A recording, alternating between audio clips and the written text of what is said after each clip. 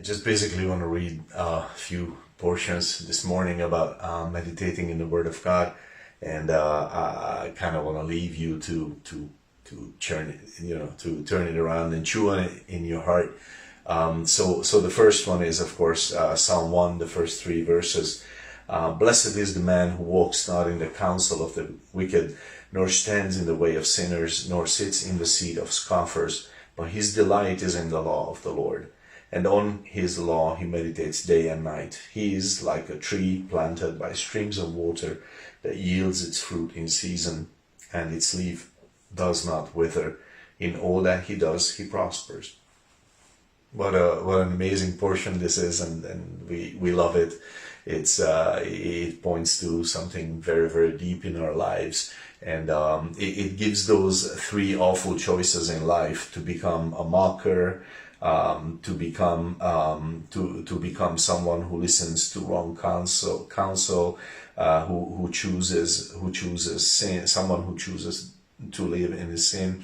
And it gives those 3 awful options, and then it says then the word says, or you can choose to meditate on the word. And usually we don't think of those 2 things as mutually exclusive, but it needs to be said. The more the Word of God is in your heart, the more your heart is stirred in the truth, in the thoughts and the will of God, the easier it is to say no to wrong counsel, to sin, to becoming a comparing and mocking person.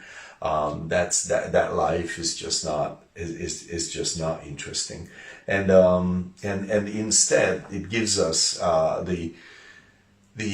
the Word of God gives us something very special if we let our, if we, put our tentacles into it, kind of how to say, maybe better way to put it, not so icky, is Jeremiah 17:7 and 8. Blessed is the man who trusts in the Lord, whose trust the Lord is. He is like a tree planted by water that sends out its roots by the stream and does not fear when heat comes, for its leaves remain green, and is not anxious in the year of drought, for it does not cease to bear fruit. So that's what I mean, that we have a root system reaching into the Word of God. What is that? How does that root system build? And the answer is, it happens by meditation. Meditation is the means by which we release our roots into the Word of God, and then you can be constantly refreshed by flowing streams. And they are underground streams. Nobody around you sees where you're gaining that strength from, and they wonder, and they're thinking, it's religion,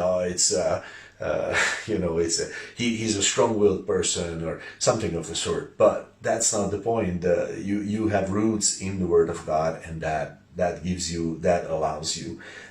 It's a special system in life when you have this, and and you're planting yourself in a very special place. Then you're planting yourself right there next to the living water. Trees don't have that choice, but you and I, we do, and we can look into his unfailing love. We can look into his grace daily. We can look into his amazing sacrifice for us, and it can motivate us to serve him in this world and represent his kingdom. The pressures of the day will come for every one of us. This is a given. But just like that tree, we can remain, fruitful and bear leaves and fruit and life. And that's awesome, not because we're strong, but because we're drawing from an unending source. And that is awesome. If I can leave you with a verse to meditate on, it would be John 15 verse 5. You could just read that for yourself and turn it around in your heart and meditate on it. And I think that's going to be an awesome thing in light of this short meditation. God bless your day.